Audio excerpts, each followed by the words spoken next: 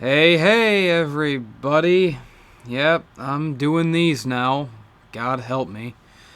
My Little Pony episode reviews. Woo! I even made one of these OC ponies just to mark the occasion. Do you like it? Do you think it looks cool? I hope you think it looks cool. Season 4, episodes 1 and 2. Seems like it took forever, but it's finally here. Twilight's a princess now, regardless of how you feel about that. Although it's still not really clear what she's princess of. Magic? Friendship? Limbo? The King of Limbo! I won't waste time with a recap because obviously you've all seen the episode by now, but I will point out that of course, being that it's the season premiere, it's one of those adventure-style episodes, which I honestly don't care for. I've always felt like the show is at its best in the more contained slice-of-life episodes. I mean, come on, it's My Little Pony.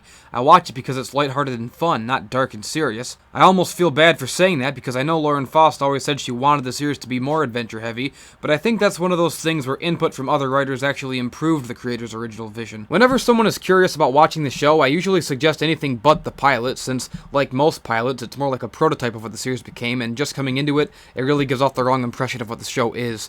I'm sure I'm not alone in saying that the series didn't really hook me until around episode 3 and 4. Before then, I was just kind of like, okay, yeah, I get it. Sailor Moon, whatever. So every season I watch, and every season I enjoy the stories, the characters, the world building, the lore, the animation, the humor, the morals, and the overwhelming sincerity of it all that makes the show so great. But with every season premiere and finale, I sort of roll my eyes a little bit because I know it's going to be the same old final boss battle, elements of harmony horse shit. I can get invested in most episodes just fine, but when it tries to be serious and adventure-driven, it gets a little hammy. And when that happens, it's the only time when the show makes me feel conscious of the fact that it's for little girls, and I tend to lose interest. But enough jibber-jabber, on to the episode in question. Right off the bat, it's apparent that they're going with the whole Twilight's not used to flying thing, which would be totally fine, except that she was using them just fine before. Whatever. Spike is annoying as always. And in the scene when they're getting out the elements of harmony, Rainbow Dash says, just like old times, which for some reason bothers me. I mean, has it really been that long since they last used them? I know the show's been away for a year, but in continuity, it can't have been more than a month or two, so why would you say just like old times? Seems like that line was written more from the perspective of the viewers than from the characters themselves. Oh my god, I'm nitpicking. This is how it starts, people. You make an OC, you start an analysis channel, and within minutes you've already gone full spurg, picking things apart that don't really matter and taking everything way too seriously like an obsessive nutcase. Oh god, why did I start this channel? This way madness lies. Fuck! The episode looks fantastic. These action scenes are like wowie zowie, zazz blammy mataz, and there's a really great use of lighting. You get the sense that the animators were like, okay, this show's been around for a few years now. Everyone knows we're the best looking cartoon around. Fuck it, let's turn it up a notch. It's really almost movie quality. It reminds me of the kind of technical leap that you usually see anytime a popular cartoon gets a movie made for it, and all of a sudden everything looks a little bit more detailed and shaded. Which is ironic, because My Little Pony did have a movie, and it looked like shit. But I suppose when you have character designs like this, there's only so much you can polish a turd. There is one part of the episode that really bothers me though, and that's in this flashback scene where Celestia single-handedly uses the elements of harmony to banish Luna to the moon. What? If Celestia can use the elements of harmony by herself, then what was the point of there being 6 ponies in the first place? Isn't it sort of implied that using the elements of harmony takes a little, harmony? Like people working together or believing in each other or something? Later in the episode, it shows Celestia and Luna using them together, and that sort of makes sense. There's 2 of them, they're sisters, they're working together. But if that's not even necessary, and just one powerful alicorn alone can use them all by herself, then why are they even called the elements of harmony? Who named them that? Did Celestia just call them that because it sounded cool? Has the whole series been based on lies? Why didn't she use the elements to defeat Nightmare Moon by herself in the pilot? Was she really willing to risk the safety of Equestria on the vain gambit that Twilight would make friends worthy of harnessing the elements between them? If the elements can be used by just one alicorn, what makes the main 6 special?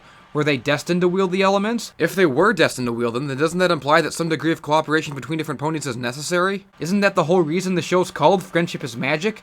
If friendship is magic and the final element is magic, then doesn't that mean that the final element is also friendship? How can friendship be harnessed by one person? How does that make sense? How does it make sense to send Twilight away? How do they think they're going to use the elements without her? Why is there a stupid-looking CG crocagator? Why is Pinky so flanderized? What is that seatbelt connected to? And what is wrong with this woman's face? Oh my God! What's wrong with your face? Discord plays a big part in the episode, and his character development continues to mirror that of the character he's based on, Q, gradually taking on the role of an ally, but still testing the limits of everyone's patience. Every scene he's in is great, and at the end it turns out that he was behind everything all along. I like that they didn't go down the same old route of having some lame, barely thought out new villain character. Discord explains that the cause of the current disaster was some seeds that he planted a zillion years ago in his more villainous days. I like that they put effort into keeping Discord somewhat gray. I think the instant face turn and keep calm and flutter on had a lot of us worried that they were going to have him shaking hands and kissing babies from now on, but thankfully he's still a mischievous prick who laughs at everyone's suffering and thinks they're all a bunch of idiots, while still helping in his own way. Which, come to think of it, is a lot like my relationship to you people. Bronies are the most easily offended people. Why do bronies have to ruin everything? Fucking bronies, I hate them! Oh my God, my little pony ruined my life! The plot is resolved on a pretty interesting note that sort of shakes up the formula. Twilight restores the Tree of Harmony by giving up the elements, with the moral being that real friendships will stand the test of time even as life takes you down different paths, which is probably one of the most important morals the show has touched on so far. After she restores the tree, it sprouts a plant from which Twilight is presented a mystical little lockbox with 6 keyholes. This is left unresolved, so it appears the show is getting its first season-long arc. Well played, Megan. You have my attention. And so, my final verdict is... promising. With a little smiley face. The episode itself was not bad at all, and the way it ends leaves me optimistic about Season 4 and eager to see where it goes. The series has certainly had its strikes and gutters so far, but it's not dead yet. And as for Princess Twilight, well, she's had her ups and she's had her downs.